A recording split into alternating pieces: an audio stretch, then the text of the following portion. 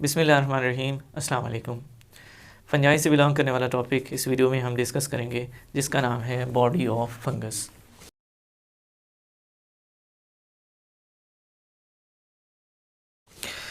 Body of fungus में मुख्तलिफ़ चीज़ें हम डिस्कस करेंगे, जैसा कि हमने माइसीलियम की बात करनी है, हाइफी की बात करनी है, उसकी टाइप्स को देखना है, फिर फर्दर उनकी एक्टिविटी, फिर उनकी पैकिंग, और एंड पे हमने न्यूक्लियाई के साथ आर्मिलेरिया को डिस्कस करके इस वीडियो को वाइंड अप करना है। तो शुरुआत करते हैं जी कि बॉडी ऑफ फंगस यानी फंगस की बॉडी कैसी है। सबसे पहला पॉइंट जिसे हमने डिस्कस करना है वो है माइसीलियम। माइसीलियम एक इंपॉर्टेंट शॉर्ट क्वेश्चन के तौर पे पूछा जाने वाला पॉइंट है।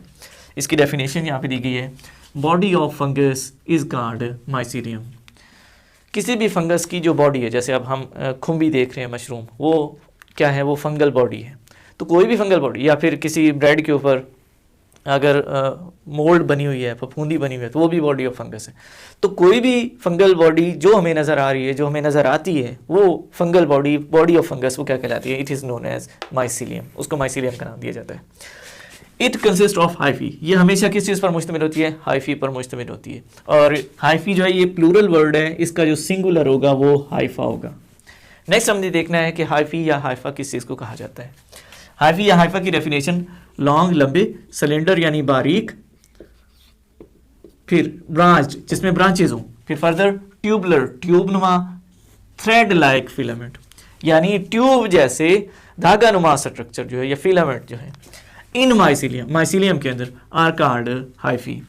तो हम इसको हाइफी को इस तरह डिफाइन कर सकते हैं, लंबे बारीक जिनकी शाखें हों, ज्यादा शाखों पर मुश्तमिल, ब्रांच यानी कि ट्यूब नुमा फिलामेंट्स, ट्यूब जैसे धागा नुमा फिलामेंट, धागा नुमा स्ट्रक्चर जो माइसीलियम में मौजूद होते हैं, ये हाइफी कहलाते हैं। तो लंबे बारीक ब्रांचेस पर मुश्तमिल, फिर ट्यूब जैसे धागा नुमा स्ट्रक्चर जो माइसीलियम में मौजूद होते हैं, उनको हम हाइफी का नाम देते हैं। यहाँ पे हमने एक डायग्राम बनाई है, लॉन्ग है, लंबा है, साथ में बारीक भी है, ब्रांचेस भी हैं, और ये धागा नुमा ट्यूब लाइक स्ट्रक्चर है, ट्यूब पर मुश्तमिल ये फिलामेंट है, इसको हम हाइफी का नाम देंगे। इसमें ब्रांचेस होंगी, ये लॉन्ग होगा, बारीक भी होगा, सिलेंडर भी होगा, ये एक हाइफा है।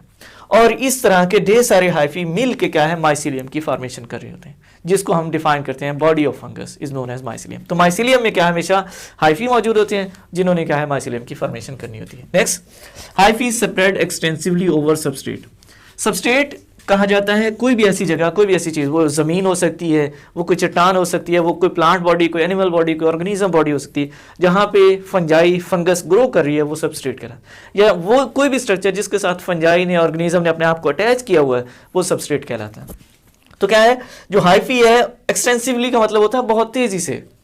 सो hyphae spread extensively over substrate. Hyphae जो है वो सबस्ट्रेट के ऊपर तेज़ी से फैलते हैं, उनमें तेजी से फैलने की सलाहियत मौजूद है। Chitin in it is more resistant. Resistant का मतलब होता है मुदाफियत जिसमें ज्यादा हो, जिसमें बर्दाश्त करने की सलाहियत ज्यादा हो, स्ट्रॉन्ग ज्यादा हो। Chitin in it more resistant to decay. Decay का मतलब होता है टूटना, फूटना, गलना, सड़ना, खराब हो जाना। To decay than cellulose and lignin. तो इससे मुराद क्या है? एक तो ये बात कि हाइफी जो है वो तेजी से फैलने की सलाहियत रखते हैं, स्प्रेड एक्सटेंसिवली ओवर सबस्ट्रेट, तेजी से फैलेंगे। इसकी एग्जांपल हम एंड पे यहाँ पे देखेंगे कि कैसे फैलाव हो रहा है। दूसरे नंबर पे हमने ये देखा यहाँ पे सेंटेंस में कि हाइफी के अंदर, इनकी सेल वॉल के अंदर क्या है, वो काइटिन मौजूद होती है।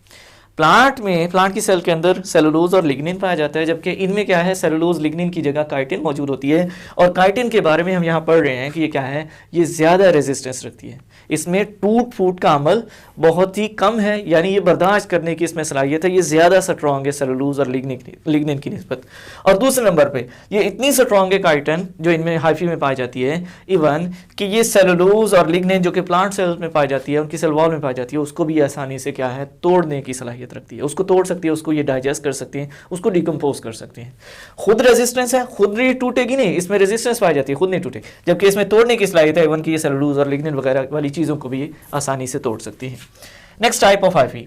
हाइफी जो है ये लॉन्ग ट्यूबुलर सिलेंड्रिकल स्ट्रक्चर्स, ये इनकी आगे दो टाइप्स हैं। Number one, it is septate hyphae and second one is aseptate hyphae. Septate hyphae क्या है, इसको देखेंगे। सेप्टेट का वर्ड आया है सेप्टम से, और सेप्टम कहते हैं क्रॉस वॉल को, एक दीवार या रुकावट, ठीक है, वो सिंगुलर सेप्टम, और अगर प्लूरल की बात की जाएगी तो क्या है, सेप्टा होगा। सेप्टा या क्रॉस वाल्स की मौजूदगी की वजह से, मखसूस दीवारों या रुकावटों की मौजूदगी की वजह से, क्योंकि इनमें इन हाइफी के अंदर मखसूस दीवारें, रुकावटें या सेप्टा मौजूद होती हैं, इस वजह से हम इनको सेप्टेट हाइफी का नाम देते हैं। Type of hyphae divided by cross walls, ऐसी हाइफी जिनमें क्या है, क्रॉस वॉल्स ने उन हाइफी को अंदर से डिवाइड किया हुआ है, कंपार्टमेंट्स में चेंज किया हुआ है, और ये कंपार्टमेंट्स क्या है, हर एक कंपार्टमेंट क्या है, वो इंडिविजुअल सेल के तौर पे एक्ट करता है। So type of hyphae divided by cross walls into individual cell containing one or more nuclei are called septate hyphae. तो हाइफी की वो टाइप जिसमें क्रॉस वॉल्स मौजूद हैं, और क्रॉस वॉल्स की वजह से क्या है, इंडिविजुअल सेल्स की फॉर्मेशन होती है, इंडिविजुअल सेल्स के अंदर एक या एक से ज्यादा न्यूक्लियाई मौजूद होते हैं, ये क्या हाइफी कहलाएंगे, ये सेप्टेट हाइफी कहलाएंगे। सेप्टेट हाइफी की मिसाल हमारे पास यहाँ पे मौजूद है, लॉन्ग ट्यूबुलर स्ट्रक्चर जो कि हाइफा की सूरत में, इसमें क्या है, ये हमें सीधी लाइनें नजर आ रही हैं, ये यहाँ पे मौजूद है, ये सारे थ्रू आउट स्ट्रक्चर हमें ये लाइनें नजर आ रही हैं, इनको हम क्रॉस वॉल्स कहते हैं, और इन्हीं क्रॉस वॉल्स को हम क्या है, सेप्टम या सेप्टा भी कहते हैं। और क्योंकि इन हाइफी में ये सेप्टम, सेप्टा या क्रॉस वॉल्स मौजूद होती हैं, इस वजह से हम इनको ये नाम देते हैं, दे आर सेप्टेट हाइफी। अब सेप्टम, सेप्टा या क्रॉस वॉल की वजह से क्या होगा, ये पूरा जो लॉन्ग सिलेंड्रिकल ट्यूबुलर स्ट्रक्चर था वो क्या है, ये आगे कंपार्टमेंट्स में चेंज हो जाएगा, डिफरेंट कंपार्टमेंट्स की फॉर्मेशन हो जाएगी, जैसे ये एक कंपार्टमेंट है, ये दूसरा कंपार्टमेंट, इसी तरह तीसरा कंपार्टमेंट, चौथा, पांचवा, ढेर सारे कंपार्टमेंट, हर एक कंपार्टमेंट को इंडिविजुअल सेल का नाम दिया जाता है। और फिर इंडिविजुअल सेल में ये रेड कलर में हमने यहाँ पे न्यूक्लियाई, न्यूक्लियस ड्रॉ किए हैं, और हर इंडिविजुअल सेल में एक या एक से ज्यादा न्यूक्लियाई की प्रेजेंस होगी, एक या एक से ज्यादा न्यूक्लियाई मौजूद होंगे। इसका मतलब ये कि इंटरनल मटेरियल सारा जो है सेप्टेट हाइफी के अंदर वो क्या है, वो डिवाइडेड होगा, कंपार्टमेंट्स की फॉर्म में होगा, और ये कंपार्टमेंट्स कौन बना रहा होता है, क्रॉस वॉल्स या सेप्टम बना रहे होते हैं, सेप्टा बना रहे होते हैं, और इसी की वजह से हम इन हाइफी को सेप्टेट हाइफी का नाम देते हैं। Next, septate hyphae contain pores in cross walls. Cross walls जो हैं, जिनको हमने सेप्टा कहा, जिनकी वजह से इनको सेप्टेट हाइफी कह रहे हैं, इन क्रॉस वॉल्स के अंदर क्या है, सुराख होते हैं, पोर्स होते हैं। मैंने पहले नहीं बनाए, आपको समझाने के लिए मैं यहाँ पे सिर्फ ये छोटे छोटे सुराख बना रहा हूँ इन सेप्टा के अंदर, क्रॉस वॉल्स के अंदर। और इन्हीं की ही बात की जा रही है कि जो सेप्टम है या जो क्रॉस वॉल्स हैं जिन सेप्टेट हाइफी के अंदर, उनमें क्या है, छोटे छोटे सुराख मौजूद होते हैं, थ्रू आउट, स्टार्ट से लेके एंड तक ये सुराख मौजूद होंगे, पोर्स मौजूद होंगे।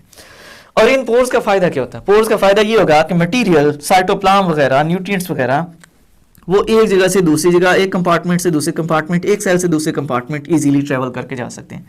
फॉर एग्जांपल, एक चीज़ यहाँ पे ऑब्जॉर्व हुई है, उसकी जरूरत इधर है, तो वो एक कंपार्टमेंट से दूसरे और फिर नेक्स्ट ऑनवर्ड इन्हीं पोर्स के जरिए ट्रेवल करते हुए एंड तक चली जाएगी। तो पोर्स जो है क्रॉस वॉल्स के अंदर, सुराख जो है वो क्या है, वो ट्रेवलिंग, ट्रांसपोर्ट का प्रोसेस को जो है वो ईजीनेस प्रोवाइड करते हैं, ट्रांसपोर्ट के प्रोसेस को पॉसिबल बनाते हैं, चीज़ें एक से दूसरी जगह इजीली ट्रांसपोर्ट हो सकती हैं, ट्रांसपोर्ट अच्छी होगी, बेहतर होगी न्यूट्रिएंट्स की, तो क्या है, जो हाइफी है वो तेज़ी से स्प्रेड हो सकेंगे, ज़्यादा स्प्रेडिंग होगी तो ज़्यादा फैलाव की वजह से क्या है, ज़्यादा से ज़्यादा न्यूट्रिएंट्स और खुराक, या यूँ कह लें कि जो चीज़ इनको चाहिए उस तक ये आसानी से रसाई हासिल कर सकेंगे। नेक्स्ट पॉइंट है हमारा सेकंड टाइप के फॉर्म में, aseptate hyphae.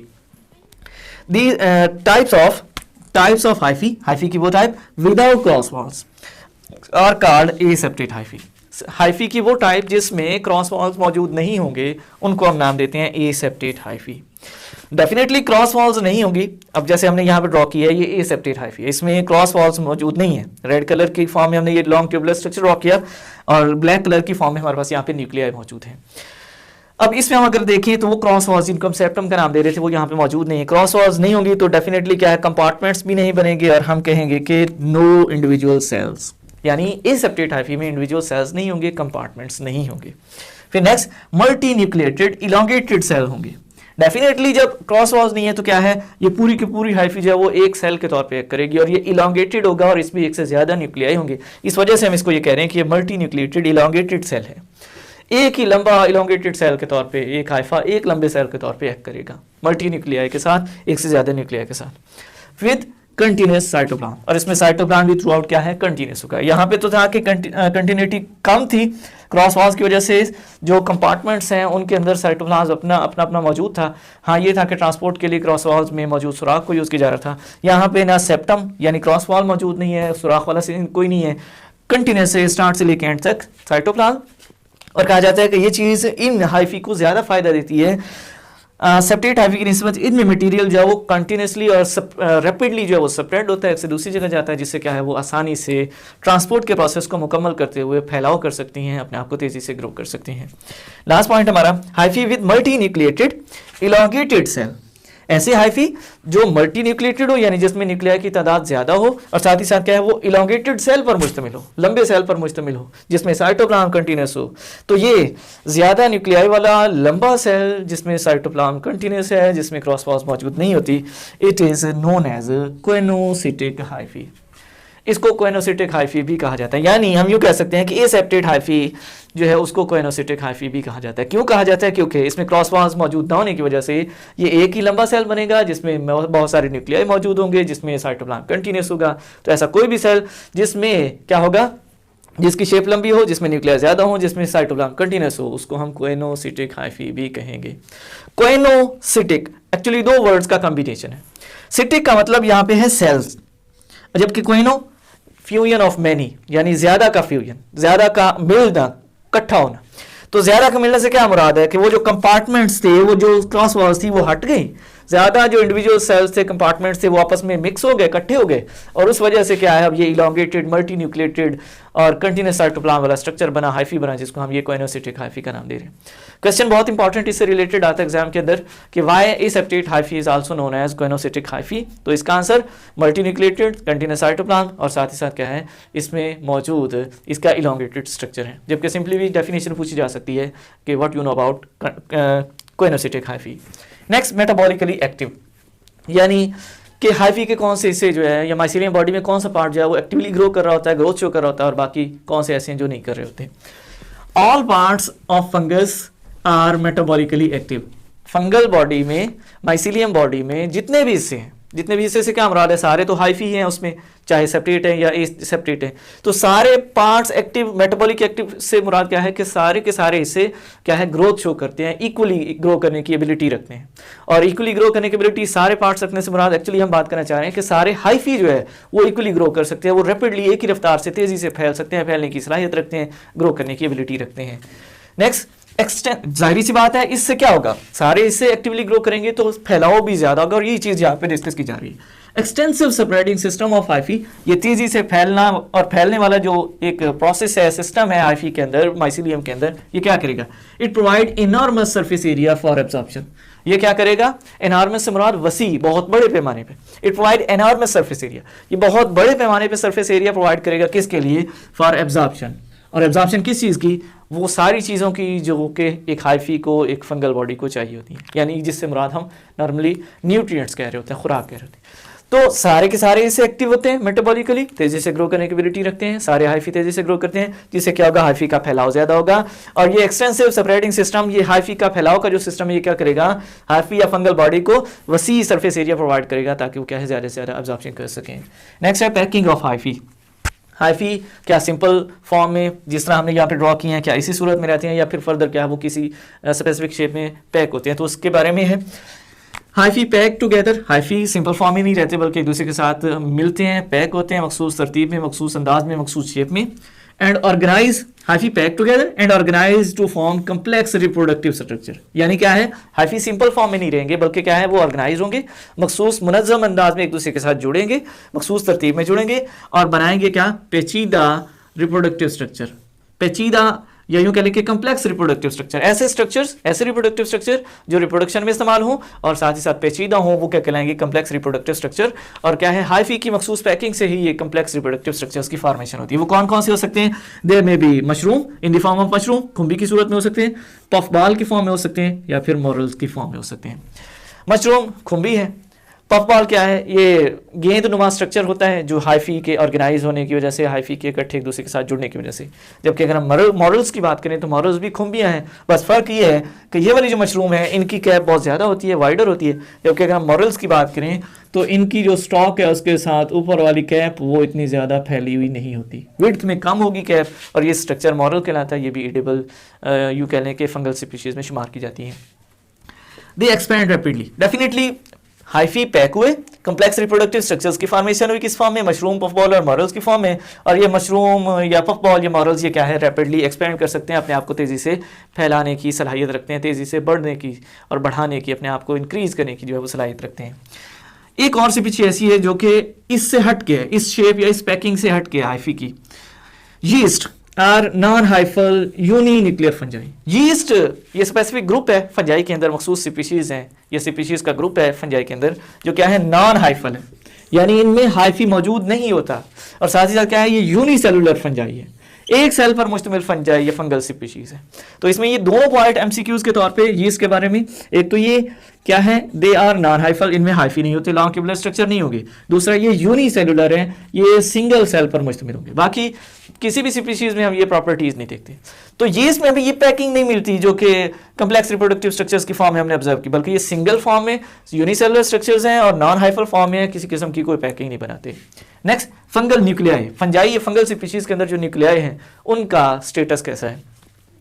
All fungal nuclei are haploid, सारे के सारे जो न्यूक्लियाई फंगल स्पीशीज में पाए जाते हैं वो हेप्लॉइड होते हैं। और हेप्लॉइड न्यूक्लियाई या हेप्लॉइड स्ट्रक्चर वो स्ट्रक्चर होता है जिसमें क्या मौजूद हो, जिसमें सिंगल सेट हो क्रोमोसोम्स का, क्रोमोसोम्स की एक हर कैरेक्टर के लिए क्रोमोसोम का एक सेट मौजूद हो, वो हेप्लॉइड न्यूक्लियाई कहलाते हैं। और जितने भी फंगल स्पीशीज हैं तकरीबन सभी में क्या है न्यूक्लियाई मोस्टली वो हेप्लॉइड हैं, एक्सेप्ट किसकी, सिवाय किसके, for transient diploid zygote. Transient का मतलब होता है वक्ती तौर पे, कुछ वक्त के लिए बनना, कुछ वक्त के लिए जो होने वाली चेंज है उसके लिए वर्ड यूज हो रहा है ट्रांजिएंट। डिप्लॉइड जाइगोट कुछ मखसूस फंगल स्पीशीज हैं जिनमें क्या है वक्ती तौर पे डिप्लॉइड जाइगोट की फॉर्मेशन होती है। और इस डिप्लॉइड जाइगोट में क्या है, ये जो जाइगोट बना ये ट्रांजिएंट था, वक्ती तौर पे था, और इसमें जो न्यूक्लियाई होंगे वो हेप्लॉइड नहीं होंगे बल्कि क्या है उसमें न्यूक्लियाई डिप्लॉइड होंगे। और असल में होता क्यों है ऐसा, एक्चुअली होता ये है कि न्यूक्लियाई हेप्लॉइड न्यूक्लियाई एक स्पीशीज से, एक हाइफी से, और दूसरा हेप्लॉइड न्यूक्लियाई 1n न्यूक्लियाई दोनों साइड से आते हैं, फ्यूज होते हैं, फ्यूज होने की वजह से ये 2n स्ट्रक्चर बनता है। और ये 2n स्ट्रक्चर क्या है, ये डिप्लॉइड जाइगोट कहलाता है। और ये क्या है, ये डिप्लॉइड होता है, इसमें क्रोमोसोम्स वक्ती तौर पे कुछ देर के लिए, क्योंकि क्रोमोसोम के 2 सेट मौजूद होते हैं इस जाइगोट स्ट्रक्चर में, इस वजह से ये वक्ती तौर पे इसमें न्यूक्लियाई भी जो है वो क्या है, वो हेप्लॉइड नहीं होता बल्कि हम कहते हैं कि डिप्लॉइड होता है। वगरना नॉर्मली क्या है सभी न्यूक्लियाई में जो उनका स्टेटस है क्रोमोसोम्स के एतबार से वो हेप्लॉइड रहता है। आखिरी ये बात है हमारी आर्मिलेरिया के बारे में। हम कह रहे थे कि एक्सटेंसिव स्प्रेडिंग सिस्टम है फंजाई के अंदर, उसकी एक मिसाल यहाँ पे आर्मिलेरिया की फॉर्म में हम डिस्कस करेंगे। Armillaria is pathogenic fungus. Pathogenic fungus ऐसी फंगस को कहते हैं जो नुकसान पहुंचाने वाली हो, बीमारियां पैदा करने वाली हो, खराबियां पैदा करने वाली। तो ये एक फंगस स्पीशी है जो क्या है पैथोजन के तौर पे बीमार या खराब करने के तौर पे करती है। और ये खराबी या बीमारी किन में पैदा करती है, कोनिफर्स के अंदर, अफ्लिक्टिंग कोनिफर्स।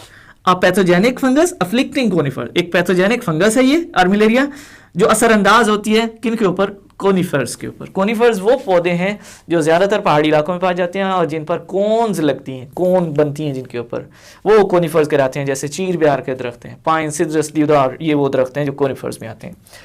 अच्छा, pathogenic fungus afflicting conifer growing out from central focus mired up to 15 hectare. ये एक स्पीशी है, फंगल स्पीशी है, पैथोजेनिक फंगस है जिसके बारे में कहा गया कि ये कोनिफर्स को अफेक्ट करती है और ये अपने सेंट्रल फोकस से क्या है 15 हेक्टर्स तक ग्रो कर जाती है। अपनी लाइफ में 15 हेक्टर्स तक ग्रो करती हुई फैल जाती है as a circular clone, circular clone के तौर पे। यानी इसने क्या है चारों अतराफ में बराबर फैलना है, सेंट्रल फोकस से चारों अतराफ में क्या है बराबर फैलती है। और कितना फैलती है, 15 हेक्टर्स तक ये फैल जाती है। 15 हेक्टर्स में अगर हम 1 हेक्टर की बात करें, 1 hectare is equal to 10,000 metre square. 10,000 मुरब्बा स्क्वायर जो है, मुरब्बा मीटर जो है वो क्या है 1 हेक्टर होगा। इसको हम नॉर्मली इस तरह भी कह सकते हैं आसान करने के लिए कि 1 हेक्टर जो है वो 1 फुटबॉल ग्राउंड के बराबर होता है। जबकि यहाँ पे 15 Hector it mean 15 football grounds के इक्वल होगा वो एरिया जो पैथोजेनिक फंगस, ये आर्मिलेरिया नामी फंगस ने ग्रो करके अटेन करना होता है, स्प्रेड करना होता है।